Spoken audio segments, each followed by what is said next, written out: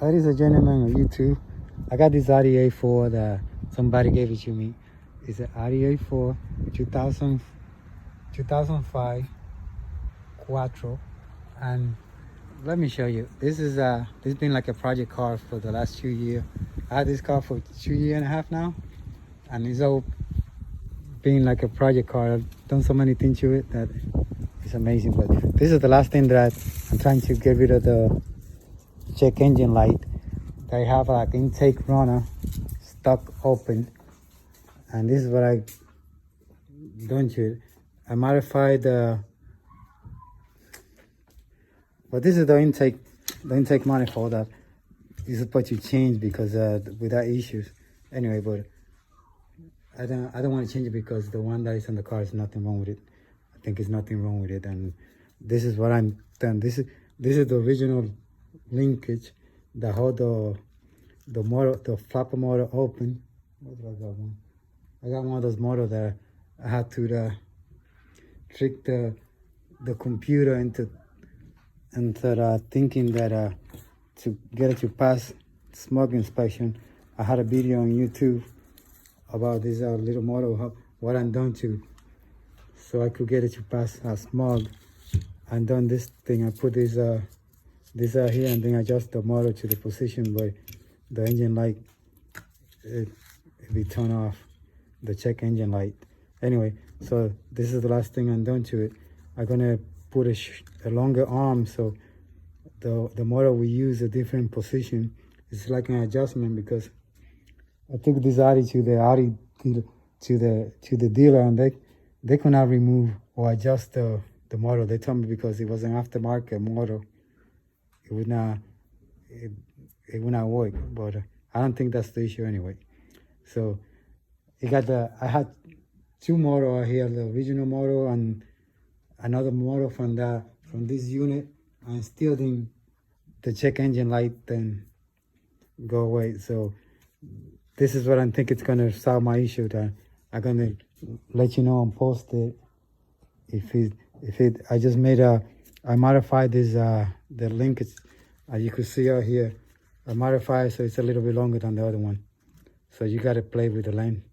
So the motor we use a different adjustment position anyway. So the computer will adjust it, because I had two guys try to adjust. I had the Audi dealer and another guy tried to adjust the motor to the, they call it, they don't call it an adjustment. They call it, what do they call it?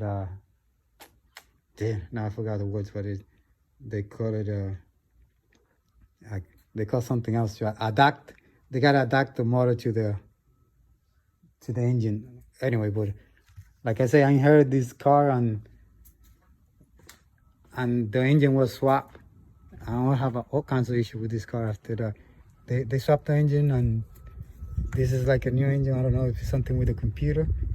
After they swapped the engine, they didn't do nothing with the computer, and then it have not worked right since I had it. So this is what I'm gonna do now, and I'm gonna change this little thing and see how it goes. But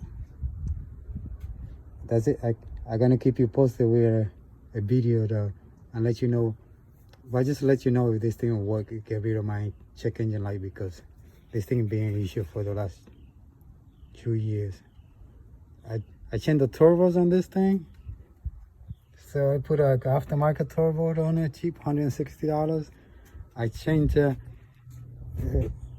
the oil pump chain on this thing because it broke. I put a oil change and a tensioner of the oil pump. I changed the water pump.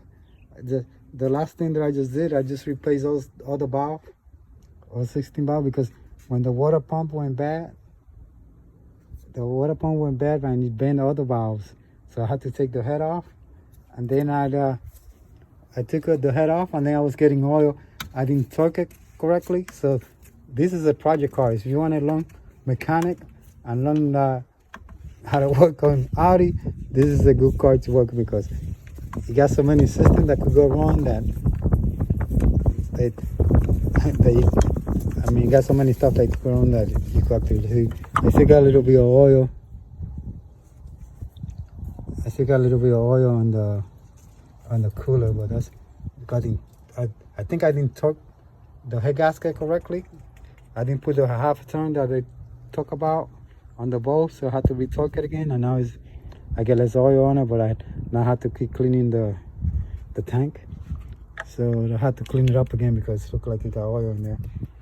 But see how it goes, because there's some issue with the oil cooler too. That if the oil cooler go bad, then you get oil on the antifreeze. But I don't know. I had to try the head first, because that's the first thing. The last thing I worked on it was the head. So I'm gonna clean the tank again and then see how much oil I get on it. I get less and less now. So anyway, I don't want to bore you with my boring videos out here, but I changed this thing too. It went bad. I changed a lot of things on this car, even a wheel bearing, and now we got like this is telling you this being like a project car. I changed the clutch on it. That was a project, changing the clutch. So I changed the clutch on it. That's where everything started, with the clutch. Anything, and then I changed the high pressure fuel pump. I got some video on that thing. When I changed the pump, they about how to check the pressure on it. Yeah, this is the high pressure fuel pump. I changed that because this thing broke, so I just got it. And what else changed? I changed so many things on it. I changed what else I changed on it? Sensor. I changed this thing on it.